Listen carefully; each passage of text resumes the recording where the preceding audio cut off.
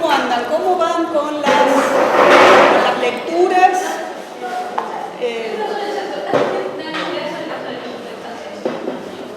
Están leyendo.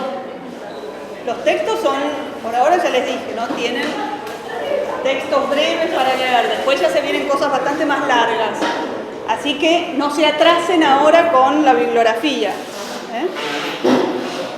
Y piensen que, por ejemplo, las cosas que les estoy dejando yo ahora de bibliografía les sirven también, a veces no directamente, pero sí indirectamente y a veces directamente para lo que están viendo en prácticos. Incluso también para cosas que van a ver después, más adelante, cuando después de que tengan las clases conmigo y las clases con Diego, que van a ver narrativa, después se va a seguir el orden que estaba en el programa, que les contamos que tuvimos que modificarlo, y se vuelve a ver poesía, poesía épica, después teatro, que es todo poesía. Así que piensen que las cosas que, la bibliografía de cosas así generales que yo les estoy dejando, les van a servir para todo eso y les va a dar como un panorama general útil. Así que no se atrasen, vayan leyendo y también hagan consultas si lo necesitan. Bueno, hoy vamos a ver con un poco más de detenimiento el texto de la primera égloga, y también les había pedido que leyeran la égloga tercera. Espero que la hayan mirado, la égloga tercera, y que la hayan podido leer, porque vamos a ir bastante más rápido con la égloga tercera y vamos a hacer unos comentarios más generales. Salud.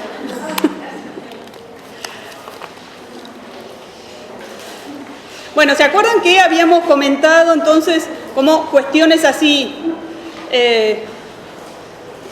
bastante objetivas sobre la primera égloga? Y decíamos cómo, por supuesto, está lleno de interpretaciones diferentes, y que, bueno, nosotros vamos a estar, una de las cosas que queríamos, que decíamos que específicamente además para el eje del tema que estamos viendo, nos importa mucho esta cuestión indudable de la tensión entre armonía y desarmonía, ¿no? La cuestión es también esa, ¿no? ¿Qué es? Los pastores, según algunas lecturas más idealistas, hablan de una armonía perdida porque se ha perdido el amor, como si hubiera una armonía universal que los amores rotos quebraron, o si en realidad el texto no nos está planteando a partir de un discurso poético, mediatizado, una forma artística de trabajar esta cuestión, no nos está hablando de la desarmonía que rige el mundo, ¿no? Y por otro lado, el único lugar donde hay armonía es en estas construcciones artificiales que hace el hombre, o si no, pensarlo en un plano superior, ¿no? Siempre pensemos que hay un pensamiento religioso que está siempre muy presente en la época. Entonces, vamos a ir leyendo la égloga y haciendo algunos comentarios.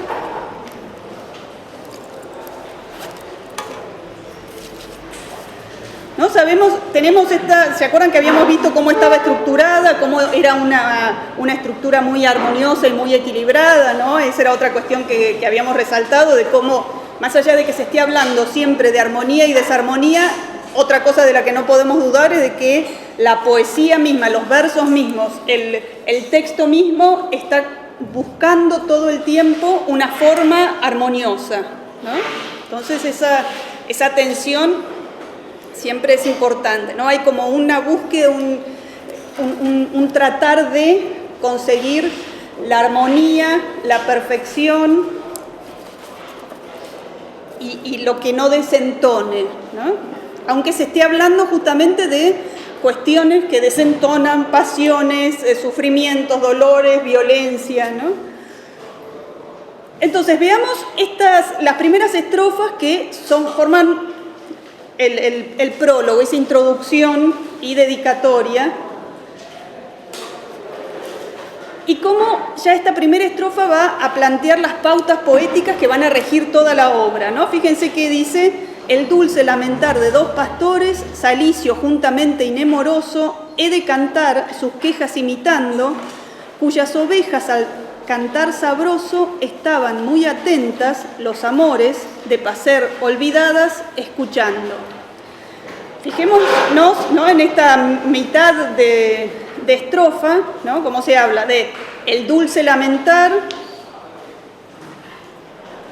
¿Qué otra palabra hay ahí que nos tiene que llamar la atención pensando en lo que es la estética y el arte renacentista? Cantar, pero hay otra, imitando, ¿no es cierto? La idea de imitación hay que resaltarlo, ¿no? Y justamente esta idea de las quejas, ¿no? Las quejas es de lo que siempre va a hablar esta poesía de Garcilaso. No esta, sino prácticamente toda la poesía de Garcilaso. Y vean también cómo se va construyendo, ¿no?, cómo se van construyendo los versos. Los nombres de los dos personajes están uno en cada punta de un verso. Esta representación de las ovejas olvidadas de pastar, ¿no?, olvidadas de su naturaleza casi, que están escuchando, ¿no? Fíjense el uso de gerundios, imitando y escuchando, ¿no? En las primeras escuchas del triste lamentar son las ovejas. Y acá no aparece como triste lamentar, sino justamente dulce lamentar, ¿no? El dulce lamentar, que es lo que caracteriza entonces siempre esta representación de los amores. Tú que ganaste obrando un nombre en todo el mundo y un grado sin segundo, agora estés atento solo y dado al ínclito gobierno del Estado albano, agora vuelto a la otra parte, resplandeciente armado, representando en tierra al fiero Marte, ¿no? Ahí termina la primera estrofa, pero en realidad el sintagma sigue en la siguiente, porque hay tres agora, ¿no? Tres ahora que marcan un tiempo de este personaje que se nos acaba de introducir, que es el dedicatario, es este virrey de Nápoles a quien le dedica el poema, ¿no? Y con quien se construye este diálogo, podríamos decir, en el prólogo entre el personaje del poeta y el personaje del guerrero. Y les marco esto de los tres agora que hay acá, porque ¿se acuerdan que les dije que los números eran muy importantes y cómo todo se puede dividir por tres en esta égloga? Y este es un primer ejemplo en el que vemos esta distribución en tres que se repite una y otra vez en la égloga, ¿no? Sigue la segunda: agora de cuidados enojosos y de negocios libre, por ventura, andes a casa, el monte fatigando, en ardiente jinete que apresura el curso tras los ciervos temerosos que en vano su morir van dilatando, ¿no? Cortemos ahí esta segunda estrofa. Fíjense, por un lado, cómo se representa a este personaje a quien se le dedica, el guerrero, ¿no?, con tres posibles actividades que pudiera estar haciendo, ¿no?, que son como tres moradas o tres lugares propios del noble: el gobierno, la guerra o la caza, ¿no? Y también se nos presenta acá con esta figura de los ciervos. Antes tuvimos las ovejas que escuchaban, ahora tenemos los ciervos que en vano su morir van dilatando, ¿no? Ese verso también resulta muy significativo para pensar algo que también produce o que también está planteando el mismo texto.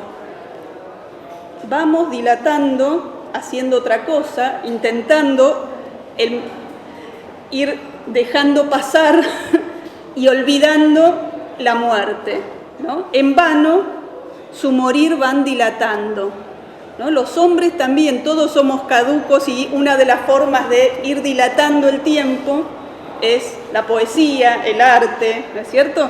Y justamente esta cuestión del tiempo va a ser muy importante en la égloga, ¿no? Siempre es esta cuestión entre lo eterno y lo caduco, ¿no? Y lo temporal y las diferentes formas de tiempo que se ven representadas. Y otra cosa interesante para ver en esta segunda estrofa que ahora continúa, hay que ver de qué manera, desde que empieza a hablar a este tú, el tiempo, la velocidad de los versos, la velocidad de la acción que se va relatando se hace cada vez más rápida, ¿no? Va como ascendiendo la velocidad. Primero es, agora estés atento, olvidado al ínclito gobierno del Estado, al vano, agora vuelto a la otra parte, resplandeciente armado, representando en tierra el fiero Marte. Agora de cuidados enojosos y de negocios libres por ventura, andes a casa, el monte fatigando, en ardiente jinete que apresura el curso tras los ciervos temerosos que en vano su morir van dilatando. Espera, que entornando a ser restituido al ocio ya perdido, luego verás ejercitar mi pluma por la infinita innumerable suma de tus virtudes y famosas obras, antes que me consuma, faltando a ti que a todo el mundo sobras, ¿no? Fíjense cómo se va, el tiempo se hace más veloz hasta esa llegada del espera, ¿no? Todas las cosas que podría estar haciendo el dedicatario, y le dice que espere a que pueda cantarle, hacer una obra que sea en alabanza suya, ¿no? Es decir, el tiempo, va a llegar ya el tiempo en el que haga una poesía más acorde a sus alabanzas, que sería una poesía épica, una poesía laudatoria, ¿no? Es decir, hago hincapié en esto porque va a ser muy importante la caracterización de la poesía bucólica como algo que se da en un tiempo como de ocio, de espera, de un entretiempo, ¿no? Fíjense que así justamente empieza la siguiente estrofa. En tanto que este tiempo que adivino viene a sacarme de la deuda un día, que se debe a tu fama y a tu gloria, que es deuda general, no solo mía, mas de cualquier ingenio peregrino que celebra lo digno de memoria, el árbol de victoria, es decir, el laurel, que ciñe estrechamente tu gloriosa frente, dé lugar a la hiedra que se planta debajo de tu sombra y se levanta poco a poco, arrimada a tus loores, ¿no? Fíjense, acá está representándose a estos dos personajes respectivamente como el árbol del laurel y la hiedra, ¿no? La hiedra se va a poner al resguardo del laurel. Bueno, no es un árbol, pero es un arbusto más grande, ¿no? Y se da esa cuestión que siempre aparece en los momentos así de dedicatoria, de la fama que corre de uno a otro, ¿no? Vos te vas a hacer famoso porque yo te canto, o yo me voy a hacer famoso porque me pongo a tu resguardo y canto tus loores, pero al mismo tiempo está esta idea de la poesía es lo que pervive y vas a ser famoso también porque yo te canto, ¿no? Ahí siempre se juega esta cuestión doble. Y acá viene esta cuestión de ese en tanto que había aparecido antes, ahora continúa ese mismo concepto en los dos últimos versos. Y en cuanto esto se canta, escucha tú el cantar de mis pastores, ¿no? Ahí viene entonces el pedido y la construcción entonces de el observador, ¿no? El público, esta representación de este público especial que va a ser el virrey de Nápoles para su poesía, ¿no? Y al mismo tiempo se construye entonces el artificio. No, vengo a buscar una canillita que dejé en el anterior curso, no sé si está por ahí. No, acá no había nada. ¿No hay nada? Bueno, si la encuentro, igual. Sí. ¿La dejas por ahí? Muy bien, Gracias. de nada. Entonces, se construye este momento de observación, de construirse como un público para esta escena artificial que va a cantar el poeta, ¿no? Y es curioso cómo aparece acá, cómo queda entonces, quiénes eran las primeras que iban a escuchar o que estaban escuchando el lamentar de los pastores, las ovejas, ¿no? Y ahora es justamente el personaje de el virrey al que se le pide lo mismo, ¿no? Escucha tú el cantar de mis pastores. Y ahora sí empieza lo que sería la parte narrativa, ¿no? Pero hasta ahora se planteó justamente esta situación comunicativa y se planteó el marco narrativo de la égloga. Seguimos entonces con cuestiones de tiempo, ¿no? Fíjense, habíamos dicho que estaba la idea de la espera, se da también una cuestión de simultaneidad con esto de en tanto que este tiempo, ¿no? Mientras esto no suceda, hagamos esto otro. Y la idea es también entrar a un mundo que es diferente del poeta y del guerrero, ¿no? Ustedes van a ver en el texto de Günther que él habla cómo se construye entonces estas diferencias de tiempo, como un tiempo histórico y un tiempo mítico, que sería el de los pastores, y después también toda una cuestión que aparece en la obra de un tiempo circular, que tiene que ver con el tiempo de la naturaleza también. Y empieza el relato sobre los pastores con una idea de, otra vez un gerundio, ¿no? Una idea de acción no terminada. Saliendo de las ondas encendido, rayaba de los montes en la altura, el sol, cuando salicio recostado, al pie de una alta haya en la verdura, por donde un agua clara con sonido atravesaba el fresco y verde prado. Acá hay una cita directa, clarísima, a Virgilio, ¿no? Este salicio recostado al pie de una alta haya es la misma representación de uno de los pastores en una égloga de Virgilio. Y se plantea acá, ¿se acuerdan que habíamos hablado de esa figura del motivo del locus amoenus, del lugar ameno? Acá viene esa descripción. El fresco y verde prado y el pastor que va a cantar con canto acordado. Él con canto acordado al rumor que sonaba del agua que pasaba, se quejaba tan dulce y blandamente como si no estuviera de allí ausente la que de su dolor culpa tenía, y así como presente, razonando con ella, le decía. ¿No? Entonces tenemos, por un lado, que ¿les hace acordar algo esto del canto acordado? ¿Qué quiere decir canto acordado? ¿Con quién está acordando ese canto aquí? No, fíjense lo que dicen los versos nomás. No, ahora no. Con el rumor del agua. Exacto, ¿no? Con el rumor del agua que sonaba. Y que con la naturaleza, ¿no es cierto? Es algo que va a aparecer una y otra vez, ¿no? Esto del canto que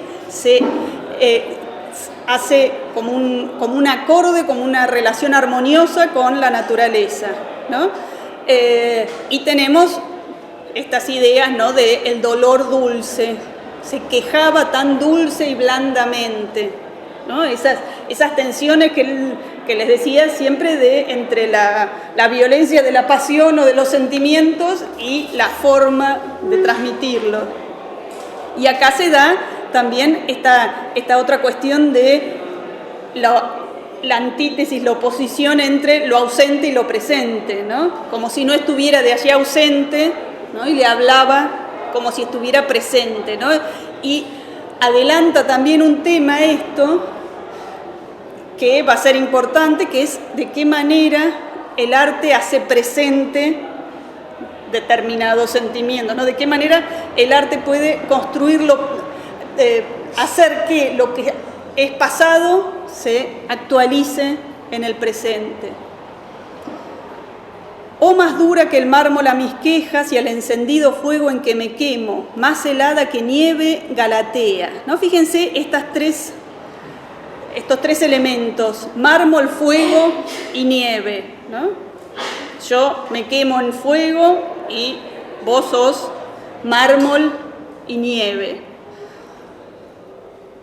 Estoy muriendo y aún la vida témola con razón pues tú me dejas, que no hay sin ti el vivir para qué sea. ¿No? Empieza entonces acá todo lo que es la lamentación de Salicio, va a seguir hablando entonces de la vergüenza, verse cómo no puede ya verse sin ella, y termina esta primera estrofa con lo que va a ser el estribillo que va a acompañar prácticamente todas las estrofas de su canto, el salid sin duelo, lágrimas corriendo. ¿No? Fíjense, pensemos si estamos hablando de esta cuestión de las representaciones de la pasión amorosa, del dolor, ¿qué podrían comentar de ese verso y de ese estribillo? ¿Qué les dice?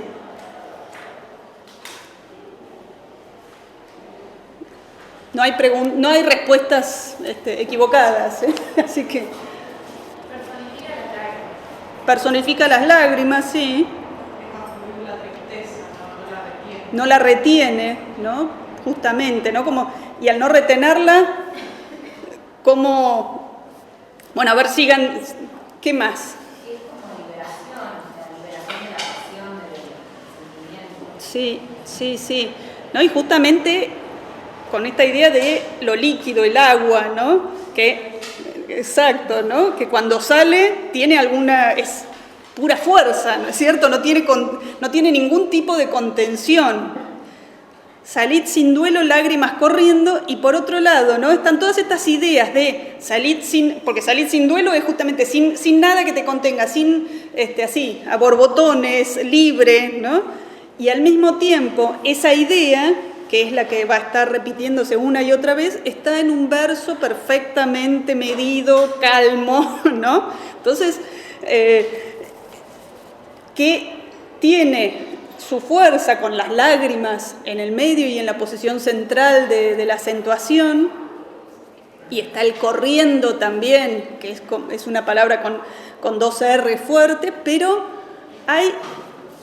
vemos ahí esa paradoja, ¿no?, de la pasión desbordada y al mismo tiempo el verso contenido, ¿no?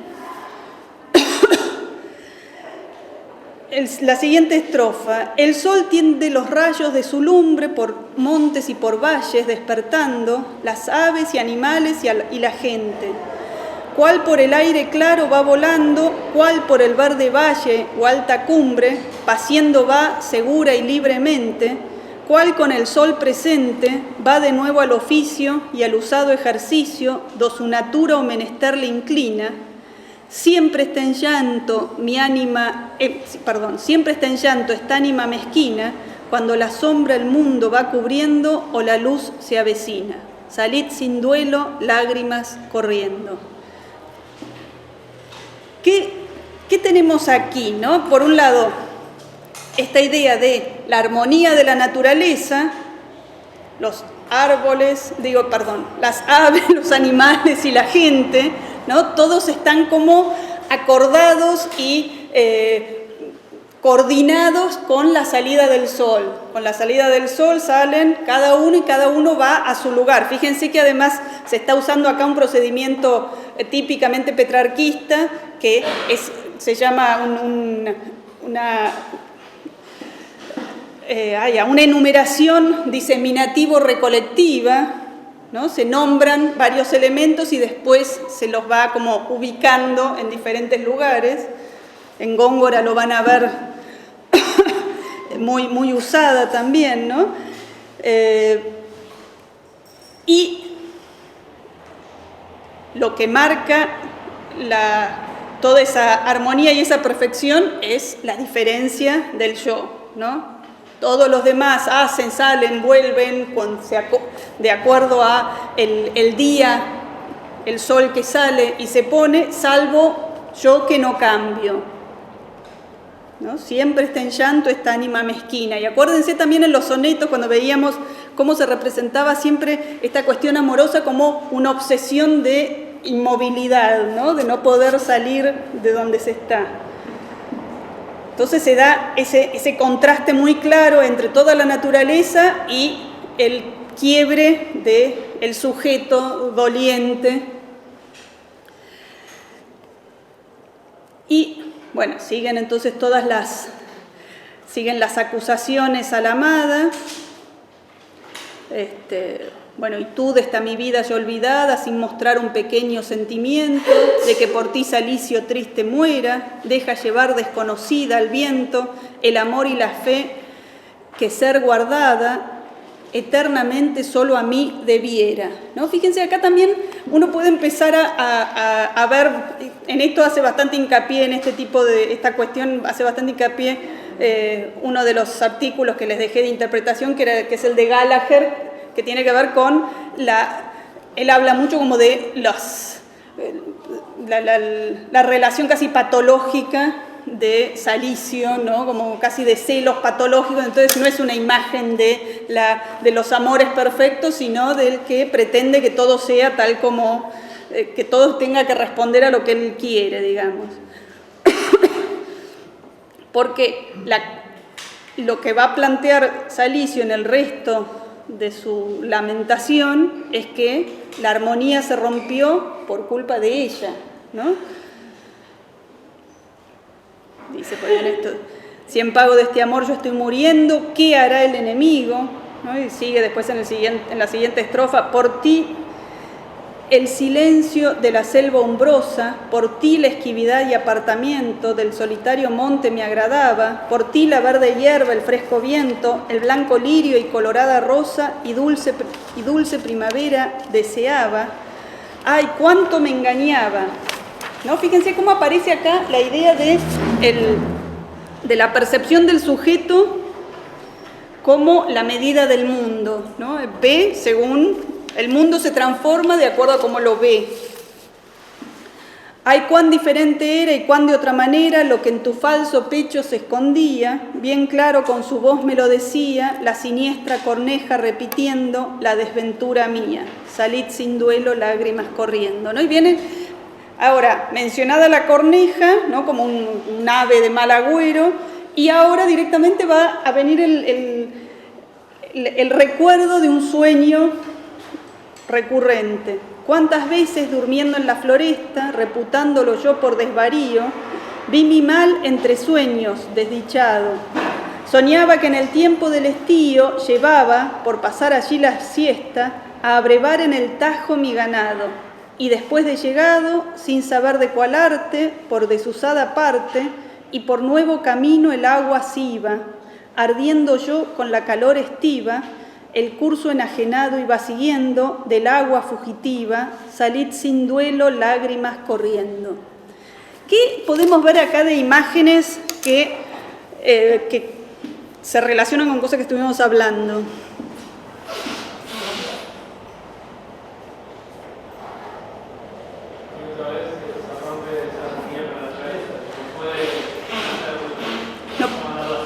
No puede, perdón, no te oí. Está llevando el ganado el río se le escapa, ¿no? Sí.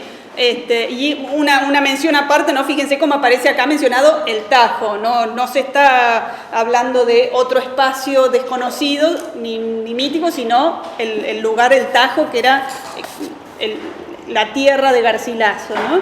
Pero además, ¿no? Fíjense, ¿qué es el elemento que se le escapa? El agua, ¿no? O sea, a veces tiene algo muy líquido. Muy líquido, exacto, sí. Sí, entre las lágrimas en las que se derrite, ¿no? Y también acá lo que aparece como aquello que le huye es el agua, ¿no? El agua es como el símbolo de lo que se le escapa, ¿no? Y fíjense que es el agua fugitiva, que es parecida a la amada fugitiva, porque se le fue con otro. ¿De qué manera además vemos esa conexión entre el estribillo que se repite y este sueño del agua que simbolizaba entonces todo lo que se le escapaba, ¿no? Como también en cierta medida se empieza también un poco a dar la pauta, o uno puede interpretar como se plantea algo de que lo que se busca es inalcanzable, ¿no? Algo quiere asir algo que no se puede contener en realidad, ¿no? Empieza ahora en la estrofa 10, va a combinar como dos tópicos casi de la poesía elegíaca, que es el tópico del Ubi Sunt, ¿no? La pregunta de dónde están los muertos, dónde están la gente que ya no está conmigo, y al mismo tiempo, con eso, con todas estas preguntas, también se hace el retrato de la amada, ¿no? Que es otro motivo típico de este tipo de lamentaciones del amante con su amada ausente. Tu dulce habla, ¿en cuya oreja suena? Tus claros ojos, ¿a quién los volviste? ¿Por quién tan sin respeto me trocaste? Tu quebrantada fe, ¿dó la pusiste? ¿Cuál es el cuello que como en cadena de tus hermosos brazos añudaste? No hay razón que baste, aunque fuese de piedra, viendo mi amada hiedra de mí arrancada en otro muro asida, y mi parra en otro olmo entretejida, que no esté con llanto deshaciendo hasta acabar la vida, salid sin duelo, lágrimas corriendo. ¿No? Entonces, fíjense, por un lado, una cuestión así de cómo relabora un motivo, ¿no? Esto de las preguntas, ¿dónde están ahora? ¿Dónde están? Que es este tópico del Ubi Sunt, pero al mismo tiempo cómo lo entrelaza con la descripción de la amada y cómo usa acá también para describir estas relaciones amorosas motivos naturales que no son originales de Garcilaso, esto de la hiedra, que como acá muchas veces llamamos también la enamorada del muro, ¿no? La hiedra que se pega al muro, o la parra que se entrelaza al olmo, ¿no?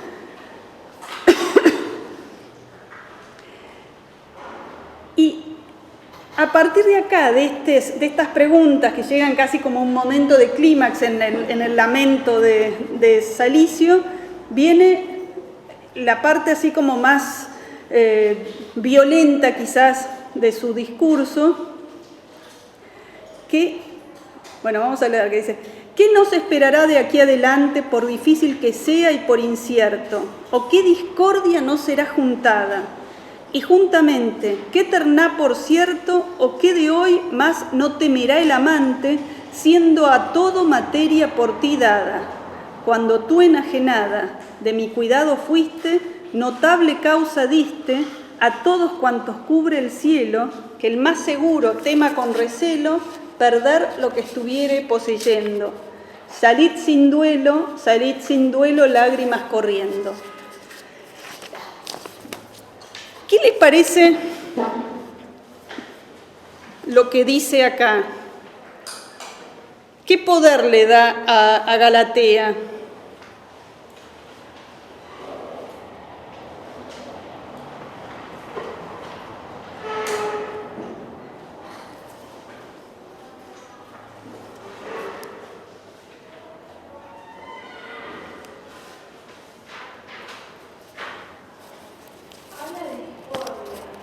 habla de discordia, sí, ¿no? Justamente esa palabra es muy importante.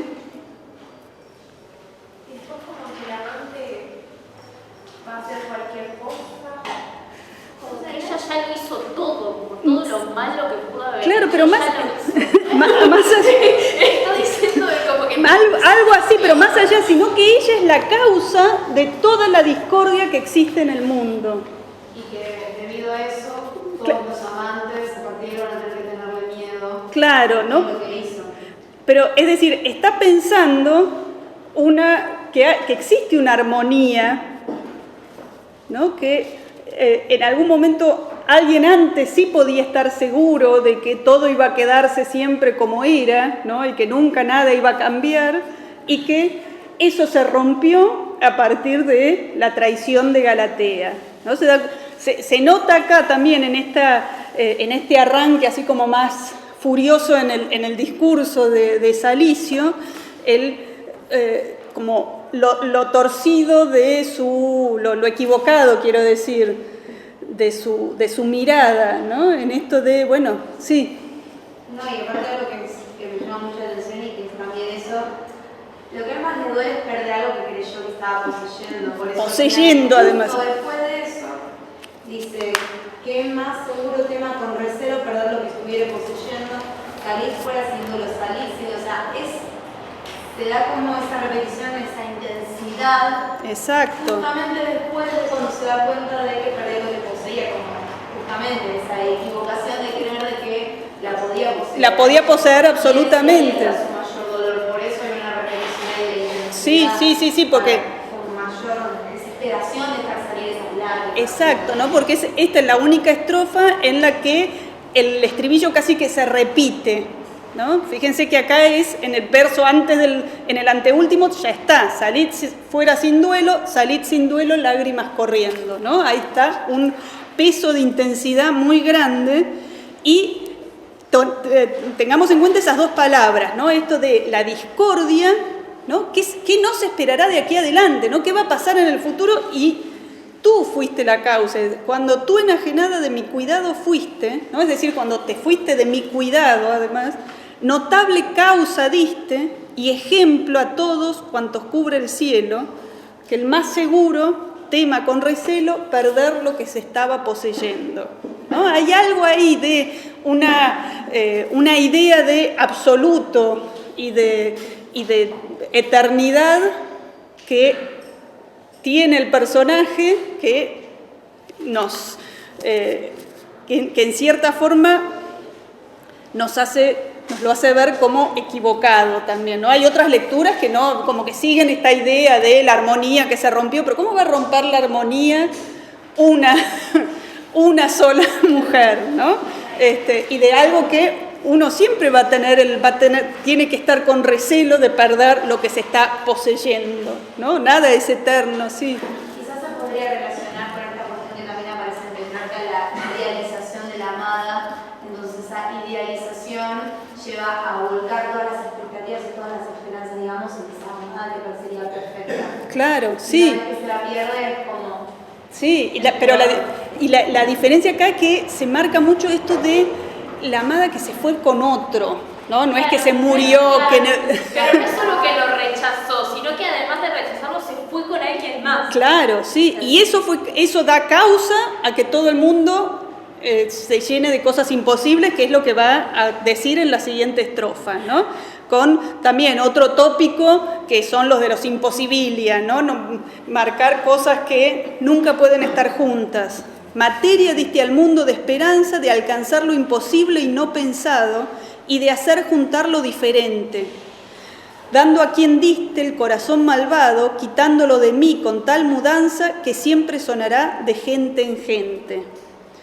La cordera paciente con el lobo hambriento hará su asjuntamiento, y con las simples aves sin ruido harán las bravas sierpes ya su nido.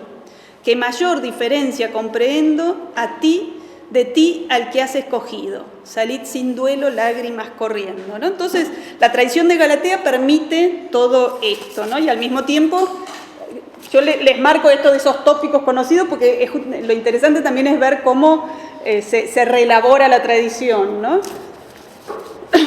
En las siguientes estrofas también hay toda una serie de tópicos pastoriles que son los momentos en los que el pastor exalta sus bienes, ¿no? Muchas veces es para conquistar a la amada, otras veces como acá para decir, bueno, ¿cómo a mí no me das bola si yo tengo todo esto, ¿no? Y fíjense, bueno, vamos a leerlo. Siempre de nueva leche en el verano y en el invierno abundo, en mi majada la manteca y el queso está sobrado. De mi cantar, pues, yo te vi agradada, tanto que no pudiera el mantuano Títiro ser de ti más alabado, ¿no? Acá está nombrando al pastor de Virgilio, ¿no? Hay un juego ahí intertextual y metaliterario. No soy, pues, bien mirado, tan diforme ni feo, que aún agora me veo en esta agua que corre clara y pura, y cierto no tornar a mi figura con este que de mí se está reyendo, trocar a mi ventura. Salid sin duelo, lágrimas corriendo. Ustedes no saben la cantidad de poesía y, bueno, la literatura española que rehace y recita estos versos, ¿no? Van a ir viendo que aparece en muchos lugares. Bueno, vienen ahora toda la serie de preguntas, estamos atrasados, no vamos, sobre que configuran esta imagen de la amada terrible, ¿no? Cómo te vine en tanto menosprecio, etcétera. Otra vez ahora la idea de, en la estrofa 15, de la naturaleza que acompaña, ¿no? El canto conmueve a la naturaleza como lo hacía con Orfeo, ¿no? Con mi llorar las piedras se enternecen, su natural dureza y la quebrantan, los árboles parece que se inclinan, las aves que me escuchan cuando cantan, con diferente voz se condolecen y mi morir cantando me adivinan. Las fieras que reclinan su cuerpo fatigado dejan el sosegado sueño por escuchar mi llanto triste. Tú sola contra mí te endureciste, los ojos aún siquiera no volviendo a los que tú hiciste salir sin duelo, lágrimas corriendo. ¿No?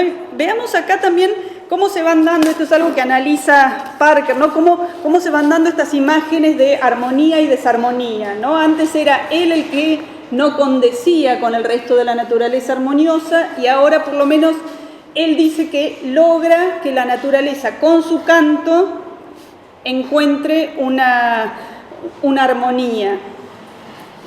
Pero una armonía, porque con su canto las piedras se enternecen, ¿no?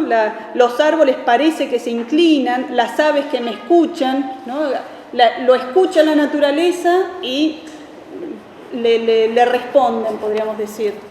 Y marca la diferencia. Ahora, antes el que era diferente, cuando empezaba a cantar Salicio, era él, que era lo único que hacía era estar llorando, y ahora marca que la diferencia es ella, que es la que no se conmueve con su canto, ¿no? Tú sola contra mí te endureciste. En cierta medida uno podría pensar que aquí encuentra Salicio una nueva armonía, una nueva paz en su canto. Y es a partir de ese momento, de ese descubrir ese enlace con la naturaleza, podríamos decir, que empieza un momento de consolación que tiene que ver con dejar el lugar, ¿no? Que es interesante ver la importancia que van teniendo los lugares, la relación del pastor con el lugar que habita, con la naturaleza, pero no con la naturaleza solo en general, sino con esto de su espacio, de su propio lugar, que también va a aparecer en el final de Nemoroso. Mas ya que a socorrerme aquí no vienes, no dejes el lugar que tanto amaste, que bien podrás venir de mí segura. Yo dejaré el lugar donde me dejaste. Ven, si por solo aquesto te detienes, ¿no? Solo porque estoy yo, no te detengas, yo me voy a ir. No se sabe, también algunos dicen que se sugiere como un suicidio.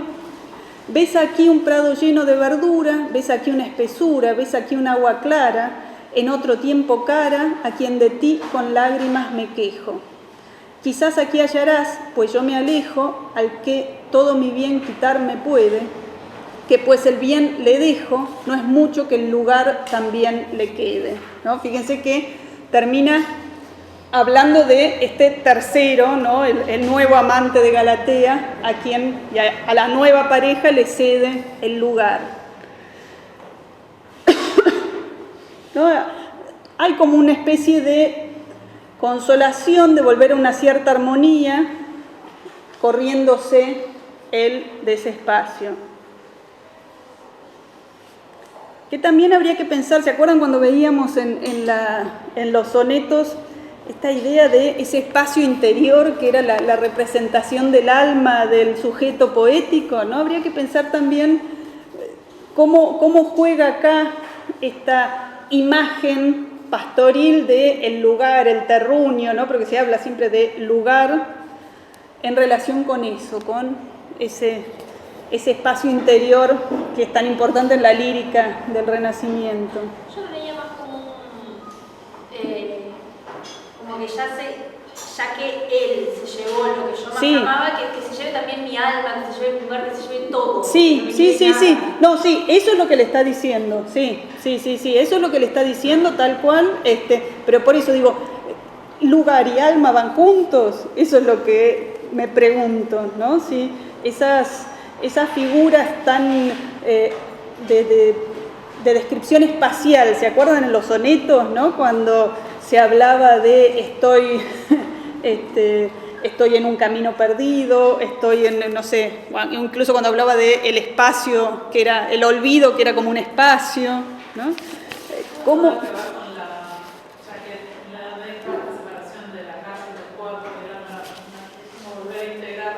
Sí,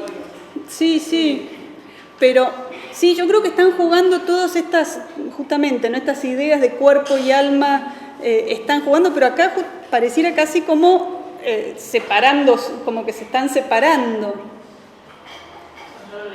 ¿Vos lo leías al revés? ¿Cómo? Que el lugar físico era donde estaba su alma. Sí, pero él dice que lo deja. Porque estaba como herido. Sí, claro, sí, no, claro, no, estamos diciendo más o menos lo mismo, como que es además lo que él le dice, ¿no? Ya que te llevaste todo, ¿no? Como vos lo comentabas, te llevaste todo, quédate también con el lugar, ¿no? Por eso también se puede leer, y muchas veces se ha leído como, bueno, una sugerencia a un futuro suicidio, un dejarse morir. Pero en realidad hay también, uno ve también esta idea de esa consolación a través del canto que se da en la estrofa 15, ¿no?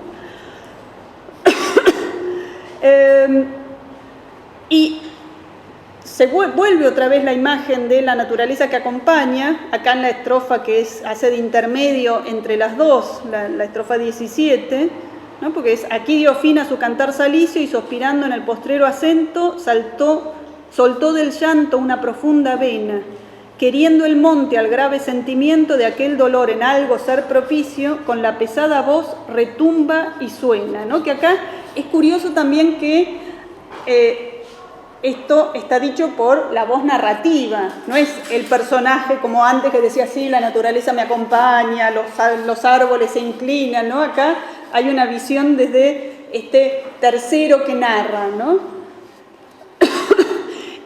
Un tercero que narra que ahora además se distancia, porque va a decir que lo que cante Nemoroso después se lo deja a las musas, que no puede cantarlo él mismo. Lo que cantó tras esto Nemoroso, decidlo vos Piérides, que tanto, ¿no? Son las musas, que no puedo yo ni oso, que siento enflaquecer mi débil canto.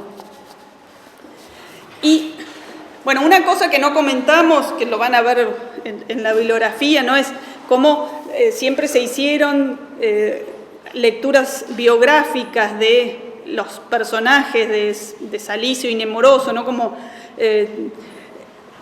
se decía, por ejemplo, que eran dos momentos de la situación sentimental de Garcilaso, cuando su enamorada se había casado y después cuando su enamorada se había muerto de parto, ¿no? No es necesariamente, no es imprescindible ver esas conexiones, no quiero decir, hay que ver cómo se equilibran lo que es la supuesta biografía amorosa de Garcilaso con la construcción que él hace de estos personajes enamorados, ¿no? Pero tengo que Elisa, porque acá dice, ¿por qué tú la traes de Lucina? Sí. Efectivamente, en el parto. En el parto, sí, es que de eso se murió la enamorada, la que era... Pero la negrura 3 era en éxtasis, cuando la ninfa escribe el último bordado, dice degollada, dice. Degollada. Según qué ediciones, las que yo siempre había leído es degollada, las últimas, la corrección así de las últimas ediciones hablan de igualada, que es lo que tienen ustedes, que son como dos versiones de lo mismo, ¿no? Porque el degollada de todas formas no necesariamente tenía que ver con, era una forma de decir desangrada. Entonces, de todas formas, y igualada también podía tener ese sentido, ¿no? Igualada podía ser exangüe totalmente, pero exangüe es también, ¿no? Como sin sangre, que perdió toda la sangre, que es lo mismo que está, de morir de parto, con un desangrarse. Claro, pero ese degollada llama mucho la atención. Sí. Tratándolo con la primera. Claro, no, sí, totalmente. Pero incluso ese degollada, nosotros directamente lo pensamos siempre en el cuello, ¿no? Pero tenía un sentido general de perder toda la sangre. A mí me gusta más el degollada, lo que pasa es que me representa, igualada tenía también ese sentido de perder sangre, pero no nos lo dice tan, por lo menos ahora, no lo señala tanto, porque justamente la imagen que se da ahí, uno puede pensar de qué manera están los colores tan fuertemente presentes, ¿no? Porque es como el cisne blanco, la hierba verde y la sangre roja, ¿no? Son así como colores muy fuertes que aparecen ahí cuando se describe a la ninfa Elisa, ¿no? Pero bueno, sí, hay conexiones con esto de la muerte de la que era la amada supuestamente así ideal de Garcilaso, pero también en otros momentos se habla de otras enamoradas, pero bueno, no importa la relación directa con el poeta, sino estas construcciones que hace de enamorados sufrientes, ¿no? y de sus traumas amorosos. Interesa ver en la primera estrofa de lo que canta Nemoroso casi una representación del artificio. Vamos a ver, lo analiza bastante bien Günther, pero vamos a verlo, que dice: corrientes aguas, puras cristalinas, árboles que os estáis mirando en ellas, verde prado de fresca sombra lleno, aves que aquí sembráis vuestras querellas, hiedra que por los árboles caminas, torciendo el paso por su verde seno, ¿no? Lo que quiero señalar es de qué manera hay como una vuelta cíclica por un lado del paisaje en cada sección. ¿Se acuerdan que él también cuando empezaban en Salicio se describía el paisaje?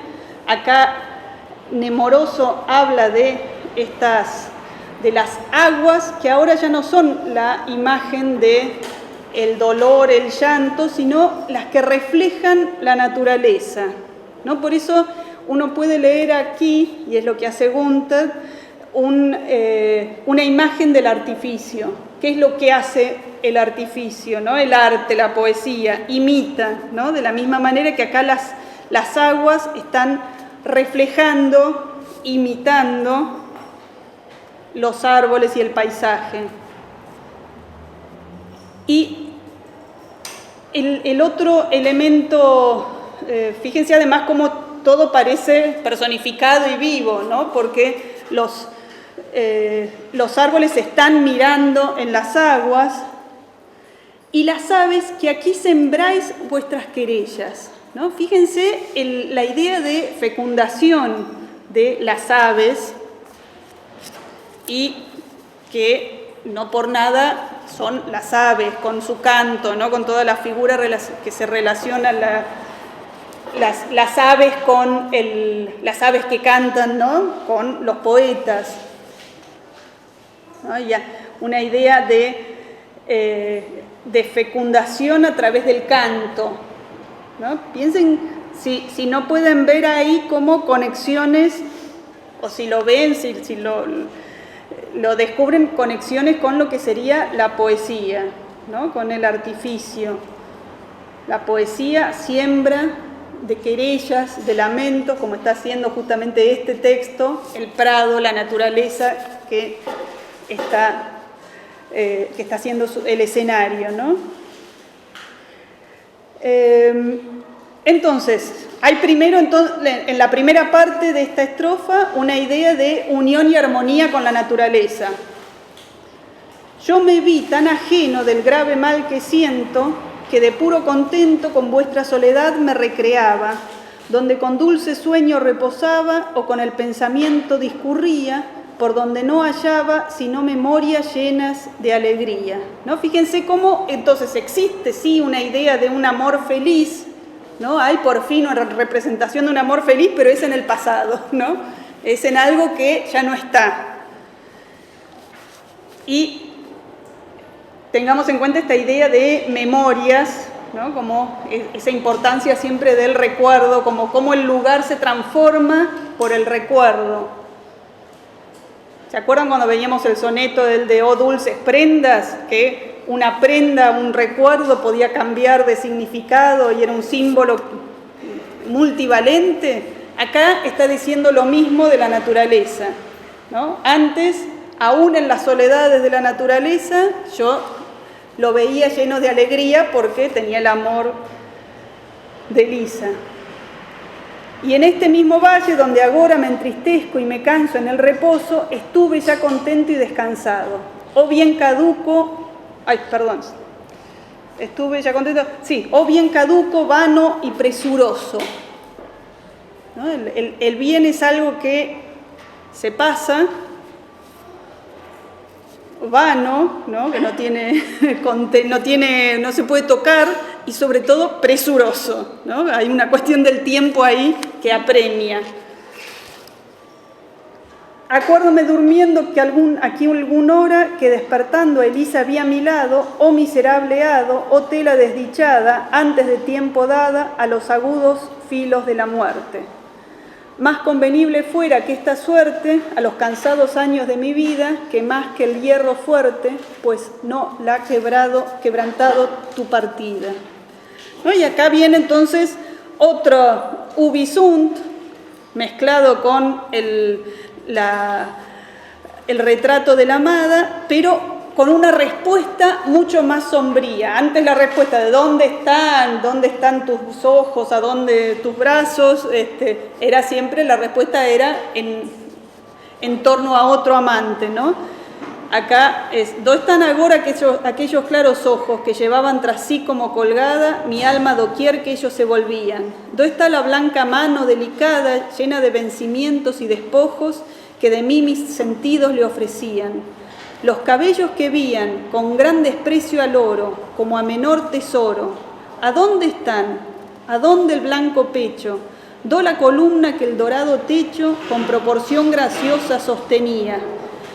Aquesto todo agora ya se encierra, por desventura mía, en la escura, desierta y dura tierra, ¿no? Entonces, fíjense, acá, esto está acá. La respuesta es clara, ¿no? Sí.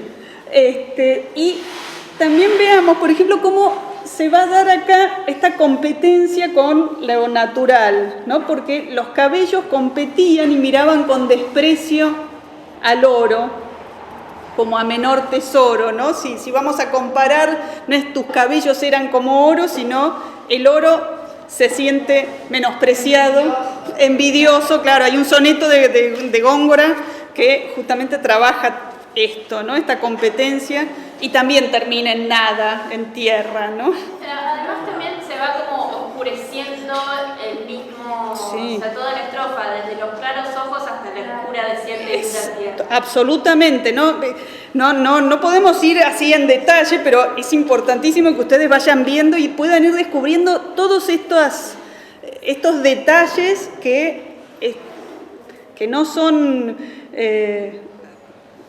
aleatorios, ¿no? Está como toda forma y contenido, siempre se puede encontrar, en ellos siempre se puede encontrar como una conexión, ¿no? Pero empieza con los claros ojos y termina en la oscura, desierta y dura tierra, ¿no?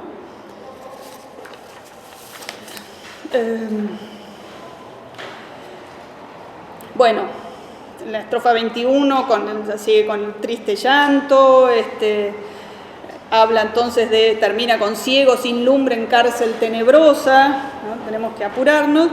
En la 22 quería ver que habla de después que nos dejaste. La 22 era una de estas que estaban medio pegadas ¿no? En la copia. Después que nos dejaste, nunca pasen a Arturo el ganado, ya ni acude, el campo al labrador con mano llena, no hay bien que en mal no se convierta y mude. La mala hierba al trigo ahoga y nace en lugar suyo la infeliz avena. La tierra que de buena gana nos producía flores, con que solía quitar en solo verlas 1000 enojos, produce agora en cambio estos abrojos, ya de rigor, de espinas intratables. Yo hago con mis ojos crecer, lloviendo, el fruto miserable, ¿no? Fíjense, entonces, otra vez tenemos la imagen de la desarmonía de la naturaleza por la ausencia, y otra vez el llanto como lo que fertiliza, ¿no? ¿Se acuerdan también en ese soneto de Apolo y Dafne? Y es constante entonces, ¿no? Es este deseo de armonía, pero un deseo de armonía que no tiene nunca duración, ¿no? Porque siempre somos caducos, termina en la muerte.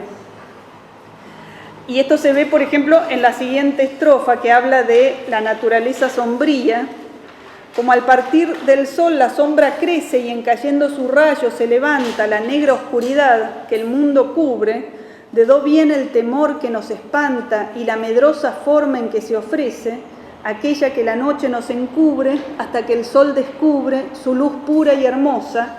Tal es la tenebrosa noche de tu partir en que he quedado, de sombra y de temor atormentado, hasta que muerte el tiempo determine que a ver el deseado sol de tu clara vista me encamine, ¿no? Entonces, todo es muerte y todo es noche a partir de la desaparición de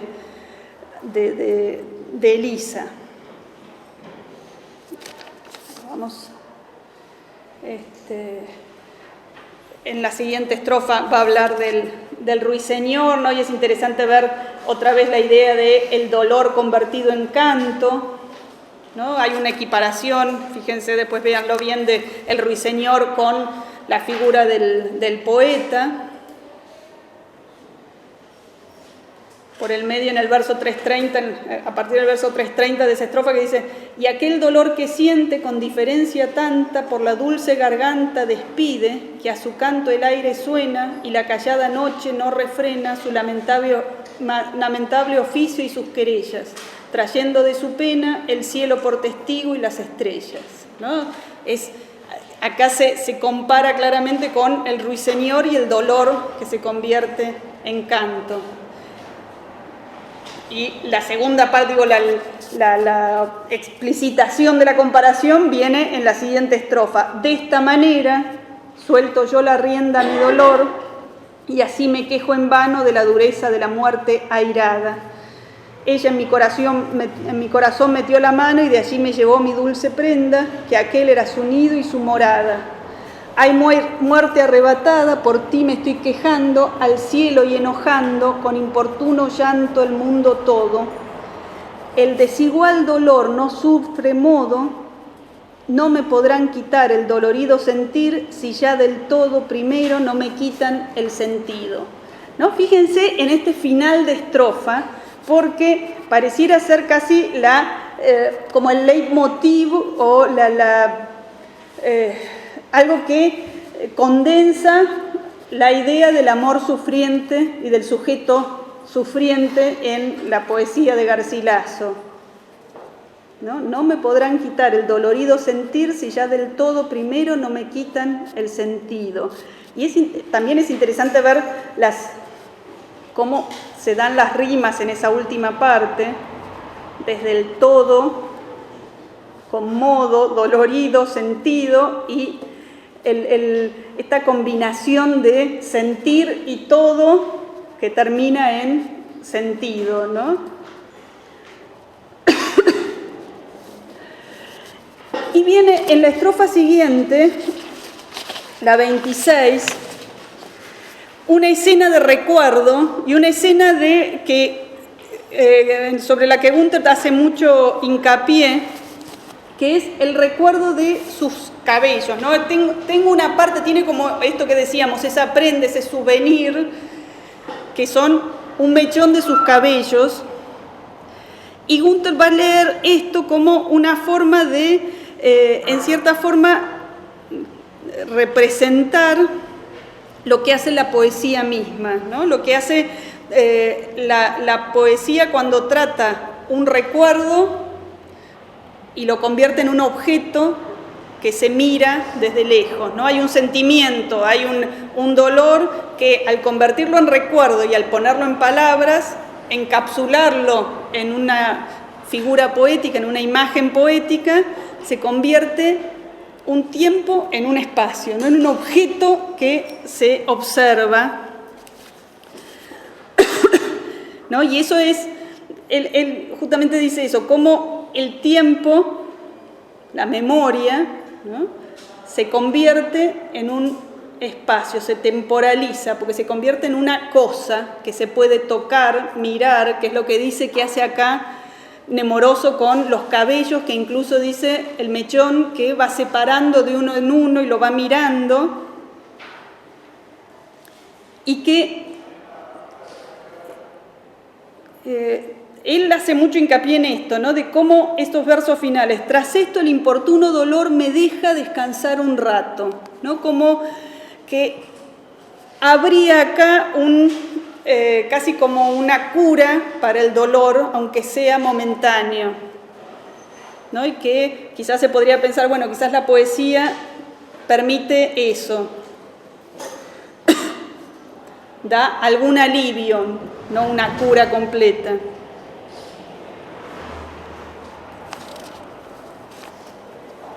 ¿No? Así que hace esta interpretación como metapoética de esa estrofa. Bueno, viene después las estrofas en las que relata entonces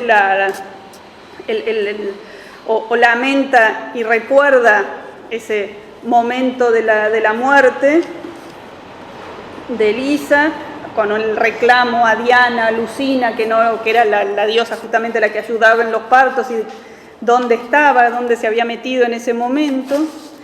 Y en la estrofa 29 tenemos ese momento de consolación final. Divina Elisa, pues agora el cielo con inmortales pies pisas y mides, y su mudanza ves estando queda, ¿por qué de mí te olvidas y no pides que se apresure el tiempo en que este velo rompa del cuerpo y verme libre pueda? En la tercera rueda, contigo mano a mano, busquemos otro llano, busquemos otros montes, otros ríos, otros valles floridos y sombríos, donde descanse y siempre pueda verte ante los ojos míos, sin miedo y sobresalto de perderte. Entonces, en esto que, bueno, también hay una cita directa a una égloga de Garcilaso, de Virgilio, pero hay que ver en cómo coloca a Elisa en un lugar superior, ¿no? Como, bueno, una especie de cielo mezclado con cielo cristiano y cielo, imagen de un cielo pagano en algún punto. Pero sobre todo, y en esto también es interesante la lectura que hace Günther,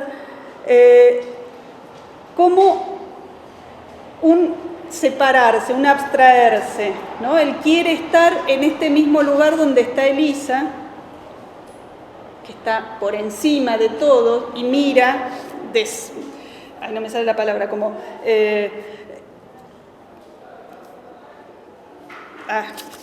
se me fue una palabra, como esto de estar separado, como que el sentimiento se separa de la persona, se puede ver disociado, sí, me sale detached, pero no sé cómo, no me sale como,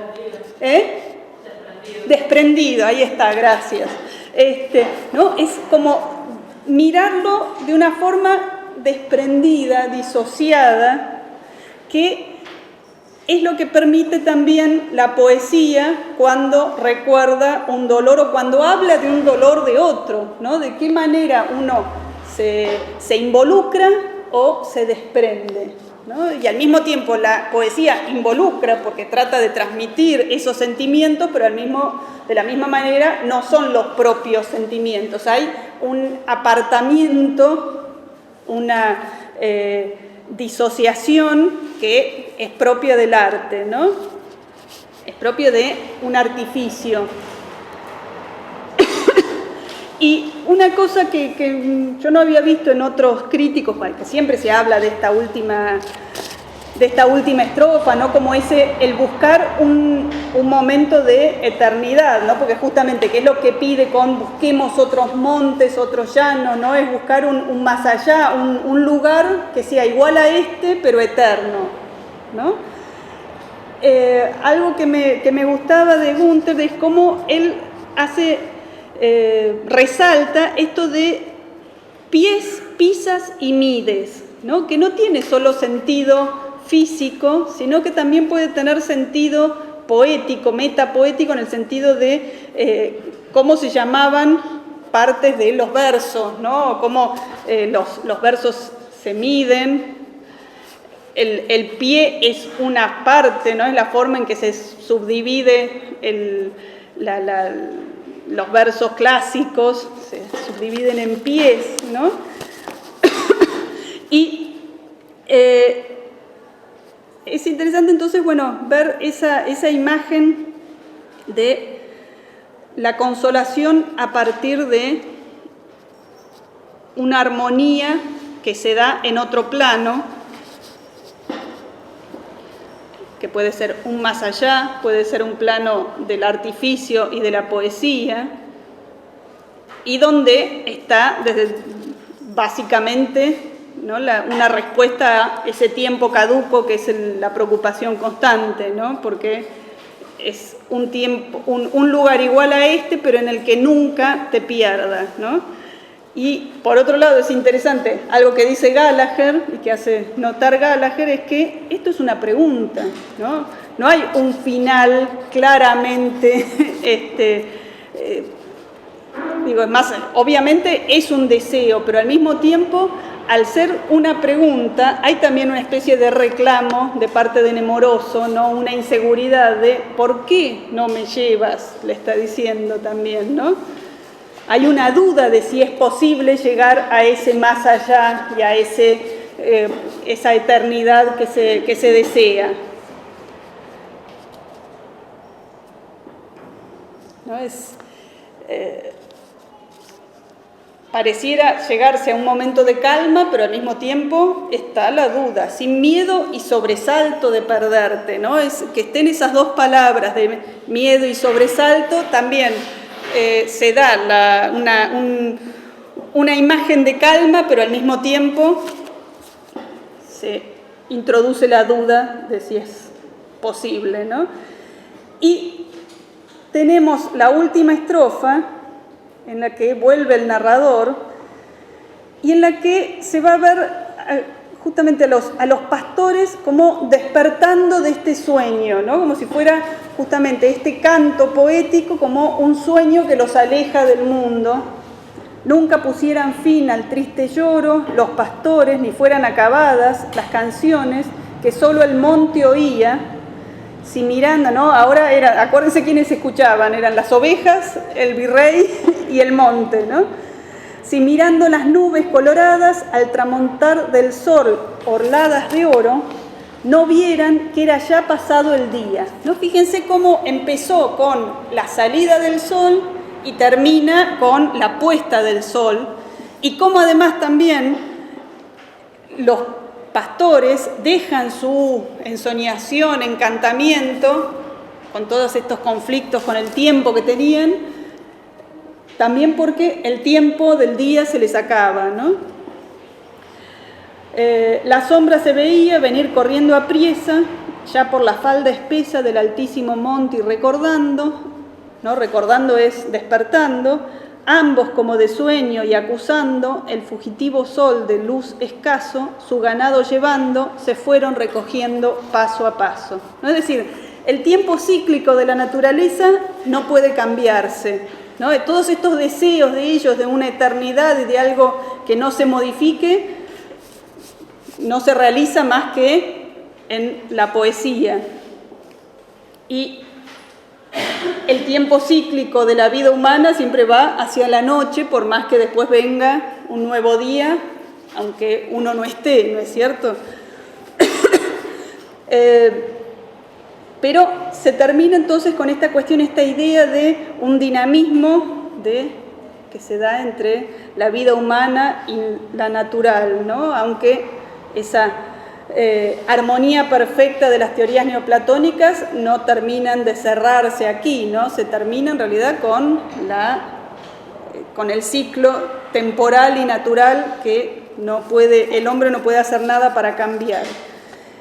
Y también para terminar, ¿no? Es interesante ver cómo la égloga no resuelve ninguna de las dos situaciones, sino que las dos terminan como pregunta, ¿no? Las dos quedan en una pregunta y quedan los dos cantos con interrogantes, ¿no? Y ni siquiera se vuelve a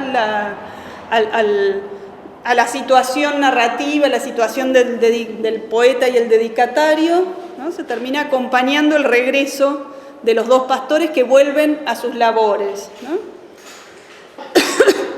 ¿Algún comentario, pregunta?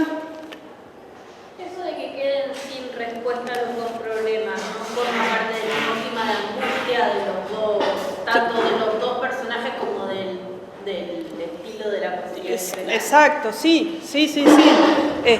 Justamente, ¿no? Como que quede en algo que no puede tener respuesta. Hay una imagen de armonía y de cierre en las formas, pero hay un mensaje así, un interrogante profundo último que no se puede responder, ¿no?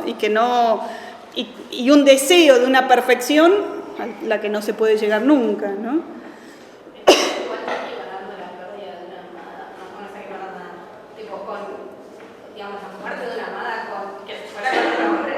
Bueno, está bien.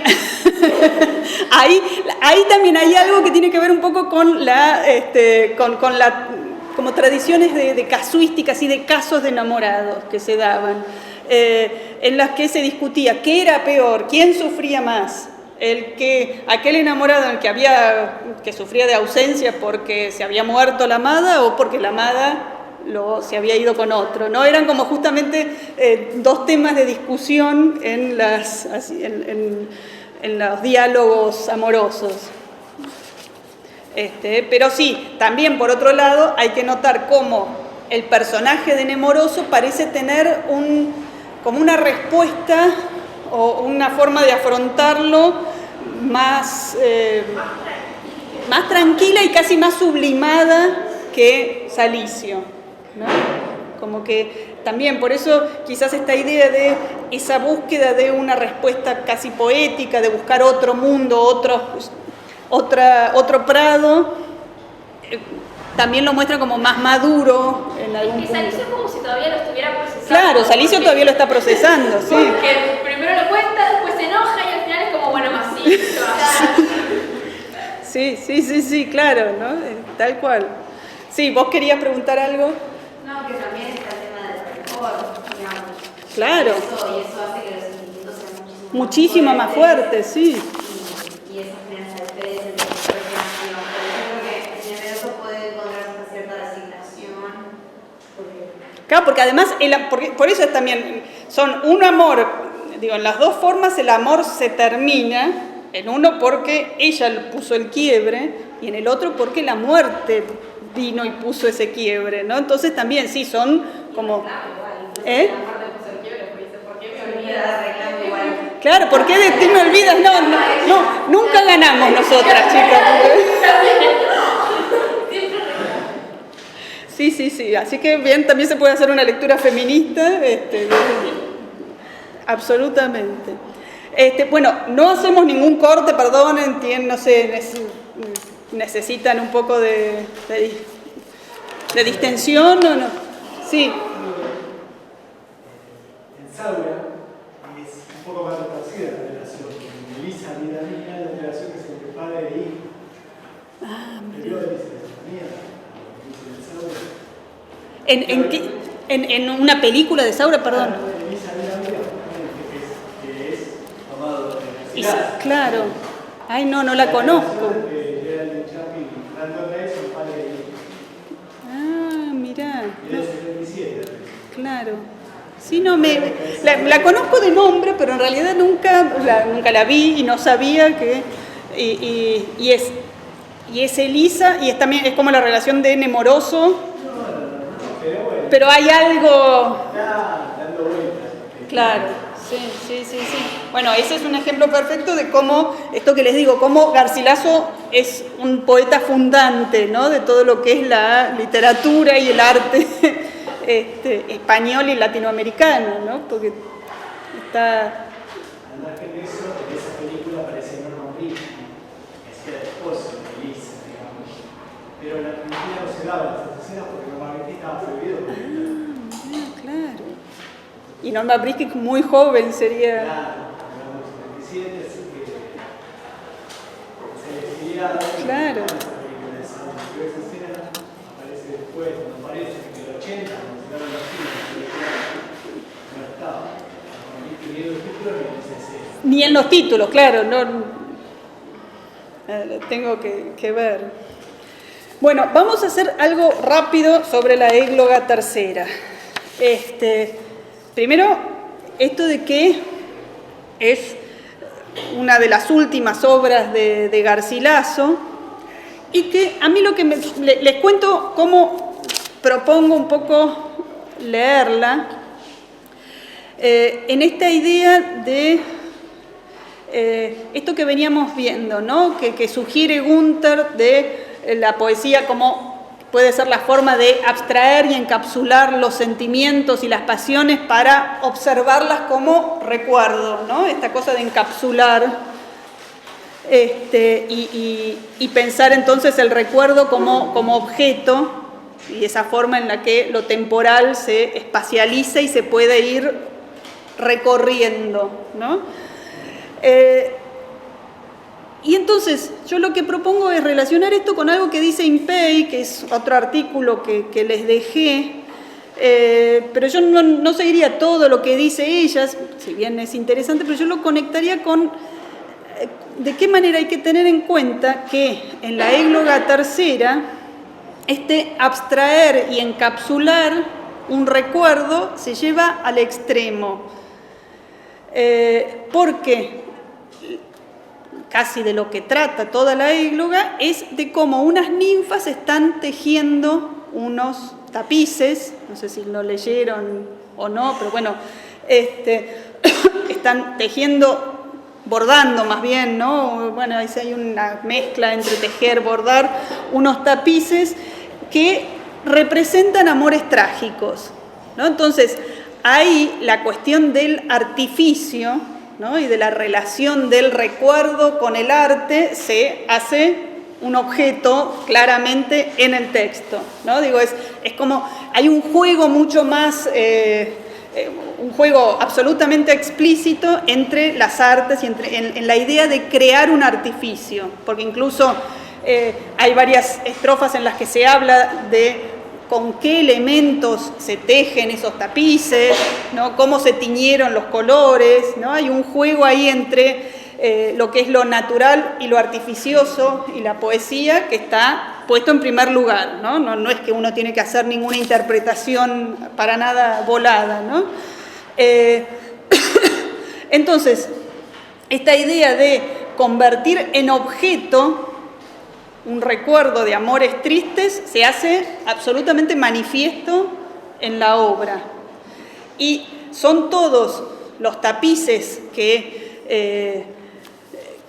se mencionan aquí, que están bordando y que se describen, ¿no? Porque hay todo un juego de éfrasis, es decir, la descripción de una obra plástica. Son todos amores truncados con violencia, ¿no? Y también unidos a la idea de metamorfosis. Porque van a estar, cuando se habla de las telas y el artificio, está el relato de Orfeo y Eurídice. Después está Apolo y Dafne, Venus y Adonis, y por último un relato que no es mitológico, pero que justamente el movimiento que hace la obra es ponerlo en el lugar, en el mismo nivel que estos relatos mitológicos, que es justamente los amores de Elisa y Nemoroso, ¿no? Entonces, por un lado, vean el procedimiento de exaltación de la propia poesía, si no se quiere pensar en la exaltación de la propia vida del personaje, ¿no? Pero ella había hablado 2 veces de Elisa y Nemoroso, en la égloga primera y en la égloga segunda también hay un momento en que se habla de la muerte de Elisa. Y acá eso que se convierte casi como en su historia poética personal, está puesto en el mismo lugar que todos estos otros amores mitológicos conocidos, ¿no? Entonces, fíjense esto de ponerse, si hablábamos también antes de cómo importaba en la poesía de Garcilaso ponerse en el mismo lugar que la poesía clásica y que la poesía de Petrarca, ¿no? Esto también es un procedimiento que va para el mismo lado, ¿no? De exaltación y de hacer noble la propia historia, digamos. Además, esto se muestra incluso en la estructura, porque las estrofas que cuentan y que describen las otras 3 telas están contadas cada una en 3 estrofas, mientras que la que cuenta la historia de Elisa y Nemoroso está contada en 9 estrofas, ¿no? Entonces fíjense el nivel que va cobrando, ¿no? Entonces, ahora después vemos si llegamos a leer algo, ¿no? Pero quería transmitirles la lectura así general. Al volverse obras plásticas, estos amores dolorosos, esos amores truncados con violencia y conectados con la metamorfosis, porque siempre las amadas o el que moría se transformaba en otra cosa, se ve claro ese distanciamiento que produce el arte, ¿no? Esa lectura de Günther, y el dolor entonces, ese recuerdo del dolor está mediatizado y transformado en arte en el tapiz y, por supuesto, también en la misma poesía, ¿no? en la misma égloga que uno está leyendo. Así, además, ¿no? Hay otra cosa para relacionar con la égloga primera. En la égloga primera se contaba ese dolor, esa muerte de Elisa y el dolor de Nemoroso como desde Nemoroso, ya vimos, ¿no? Era el sujeto doliente que transmitía todo su dolor. Y entonces de manera absolutamente personal, ¿no?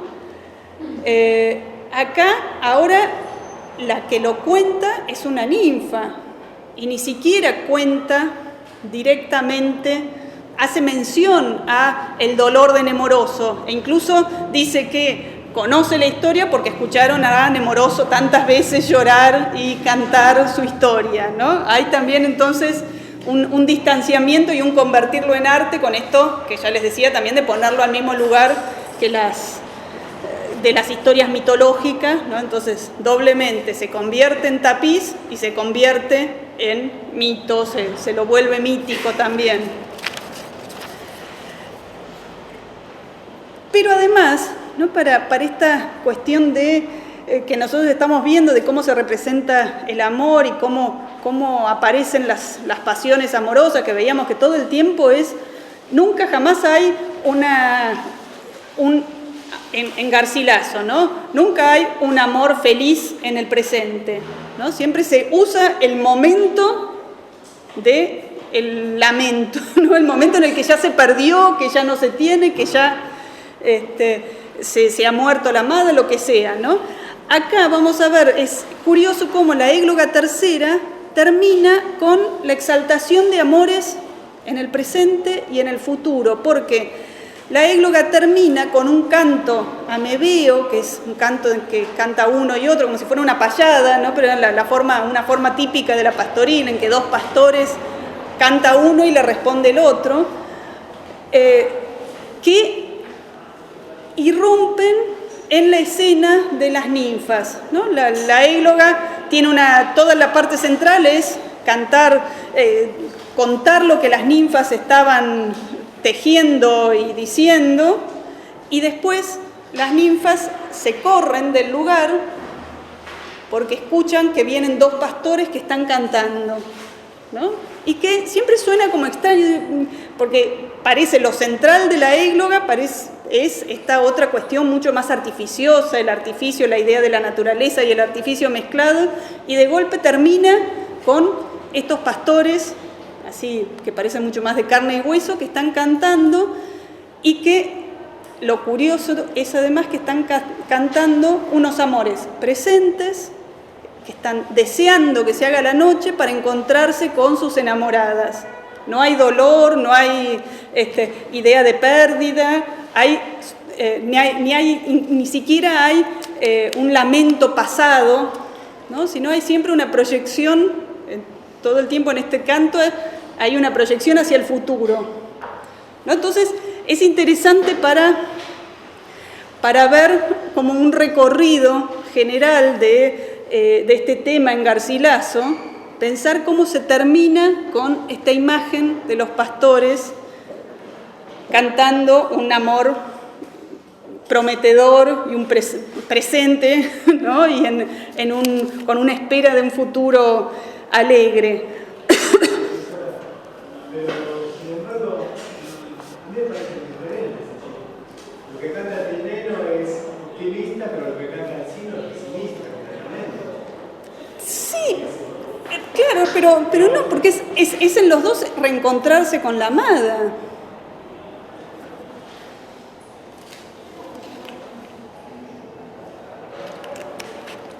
O por lo menos sí hay. No, pero hay una idea por lo menos no es un amor pasado dolorido.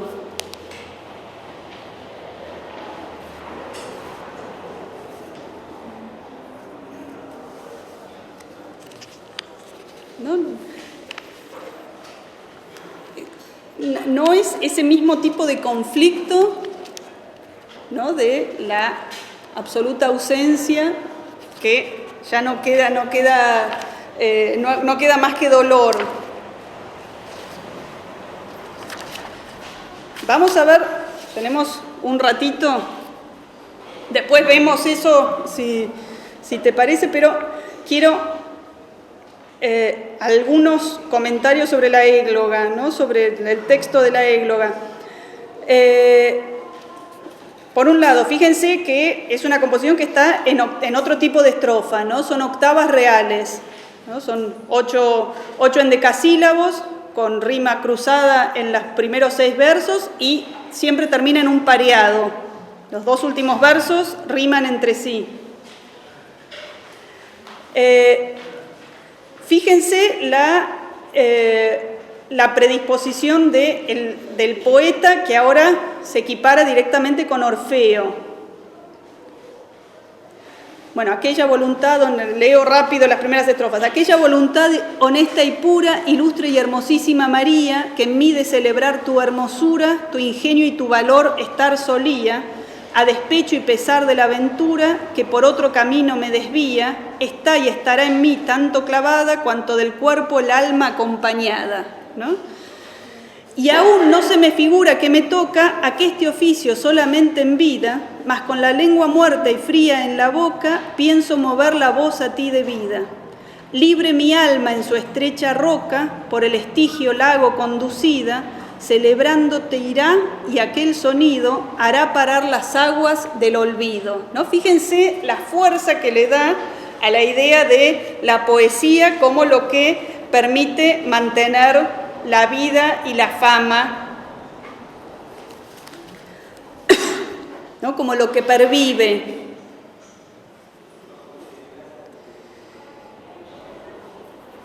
Mas la fortuna de mi mal no harta, me aflige y de un trabajo en otro lleva, ya de la patria, ya del bien me aparta, ya mi paciencia en mil maneras prueba.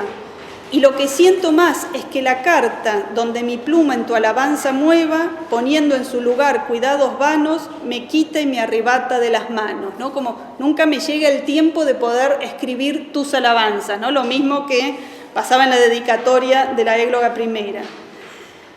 Pero por más que en mí su fuerza pruebe, no tornará mi corazón mudable, nunca dirán jamás que me remueve, fortuna de un estudio tan loable. Apolo y las hermanas todas 9 me darán ocio y lengua con que hable, al menos de lo que en tu ser cupiere, que esto será lo más que yo pudiere.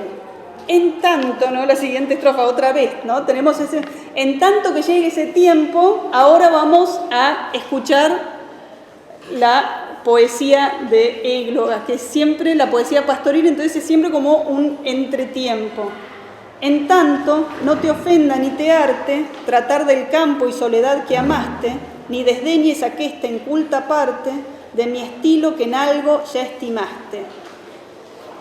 Entre las armas del sagriento Marte, do apenas hay quien su furor contraste, hurté de tiempo aquesta breve suma, tomando ora la espada, ora la pluma.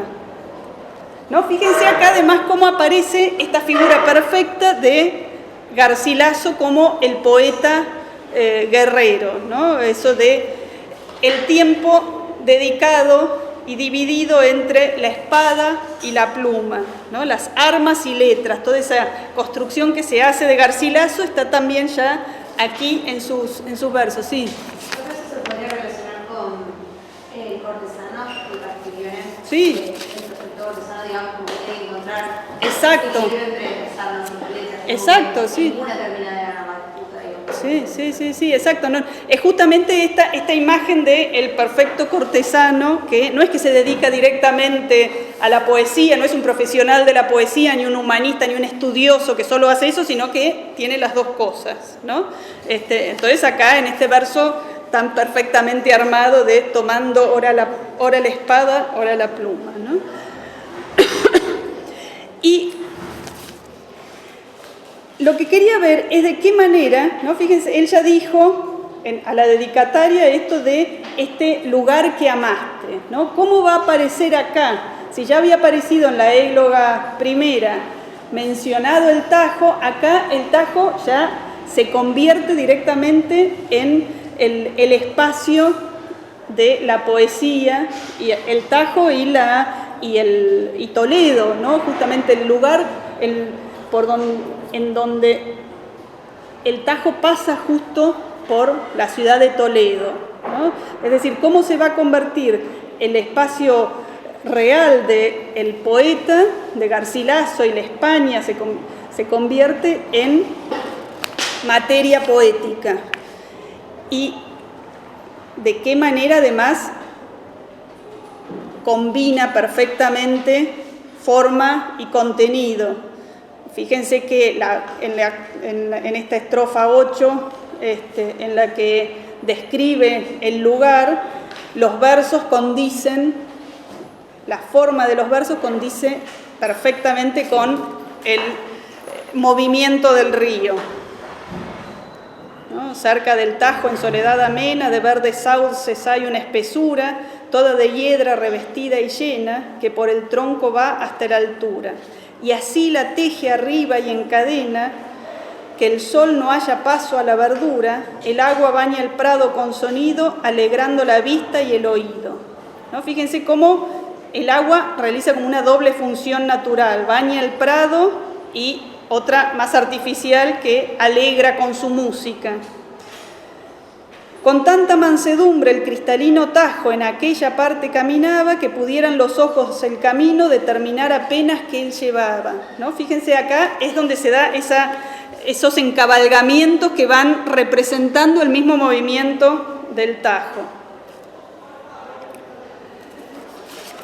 ¿No? La descripción entonces de todo el locus amoenus, pero lo que quería llegar era a que vean, bueno, estamos con poco tiempo, ¿no? Pero cómo se habla de el artificio y cómo en el artificio de las telas, quiero leer una parte central que es cuando aparecen los tapices, es la estrofa número 14, en lo que las telas y lo que se teje se combina entre artificio y naturaleza. Las telas eran hechas y tejidas del oro que el felice Tajo envía, apurado después de bien cernidas las menudas arenas do se cría, ¿no? Había toda una idea así como mítica que las arenas del Tajo eran de oro, cosa que después se va a repetir incansablemente y hasta burlar en la poesía. Y de las verdes ovas reducidas en estambre sutil cual convenía para seguir el delicado estilo del oro ya tirado en rico hilo. La siguiente estrofa habla de la tintura de ese hilo, ¿no? Pero entonces quiero que vean, vayan leyéndolo ustedes cuando lo analicen ustedes, ¿no? De qué manera se combinan naturaleza y artificio y se habla de está lleno de términos propios de la estética y del artificio.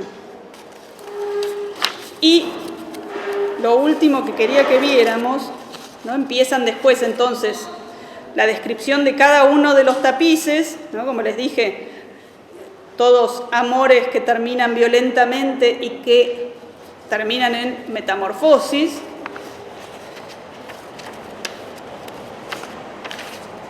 Y cuando se llega a la tela de Nice, la que teje la historia de Elisa y Nemoroso, ¿no? Y la convierte entonces en un tema mítico al mismo nivel que las otras, que es en la estrofa 25.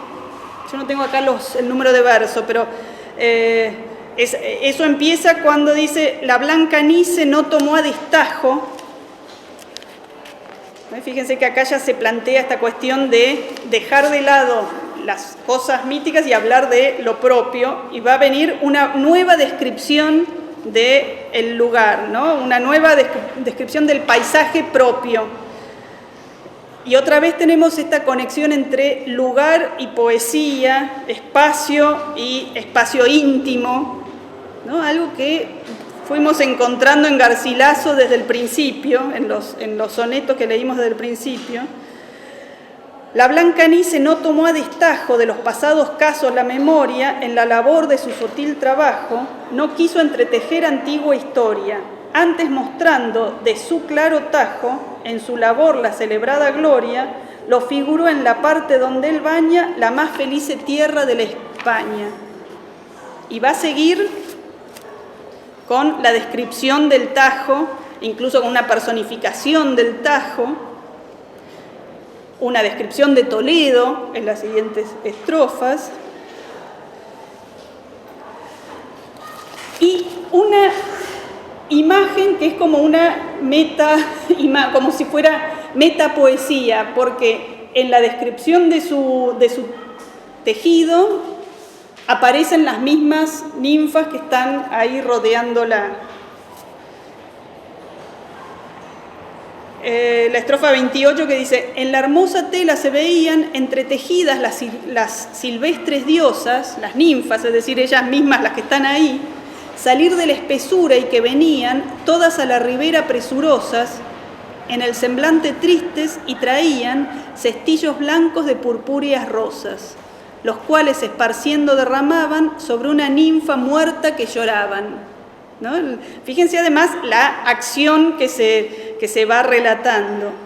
Todas con el cabello desparcido lloraban una ninfa delicada cuya vida mostraba que había sido antes de tiempo casi en flor cortada.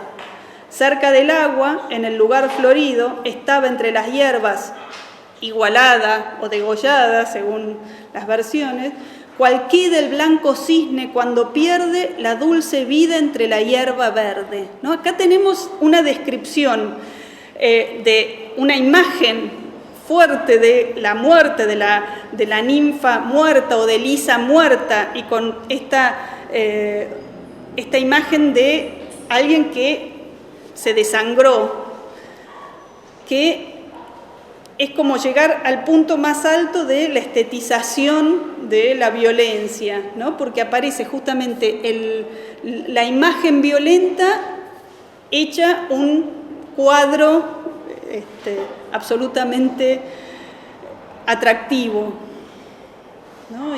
y estético. Ya los dejo. Lo que, bueno, quiero que vean, en todo caso lo terminamos la vez que viene, ¿no? Pero como aquí lo que aparece es, ni siquiera es solo la imagen de Elisa, de la que muere, sino la voz de Elisa en el epitafio que aparece en la estrofa 31. ¿No? Y de qué manera el dolor de Nemoroso, que antes habíamos visto de manera directa en todo el canto, en su parte de la égloga primera, acá aparece mediatizado por toda una serie de elementos que lo van distanciando, ¿no? Es la voz de Elisa la que aparece acá, contada por una ninfa que la está escribiendo en la corteza de un árbol, y otra ninfa que lo está bordando, ¿no? Hay toda una distancia enorme de lo que era antes ese desborde de pasión de Nemoroso. Pero bueno, lo terminamos bien para no dejarles nada de tiempo antes de los que tienen la clase. Para la vez que viene, traigan por favor la antología de poesía barroca. Voy a terminar alguna cosita de esto de la égloga tercera, léanla, así si tienen alguna duda me preguntan. Y vayan viendo, sería ideal que vayan leyendo la bibliografía, lo que les dejé de los capítulos de López Bueno. Después, ahí en López Bueno lo que tienen es como un panorama muy amplio del periodo y sus protagonistas. Después tienen dos textos clásicos, uno de Egido sobre la hidra vocal, que es justamente como un análisis de los rasgos del estilo de la poesía barroca, y un artículo más viejo de Lázaro Carreter, que es un análisis muy pormenorizado de lo que es el conceptismo, ¿no? Este recurso que es como el más definitorio del barroco. Así que vayan viendo de leerlos, porque después se les va a venir un montón de cosas para leer. Ahora los textos que tenemos son cortos, pero después vienen cosas más largas. Está todo en el campus, sí.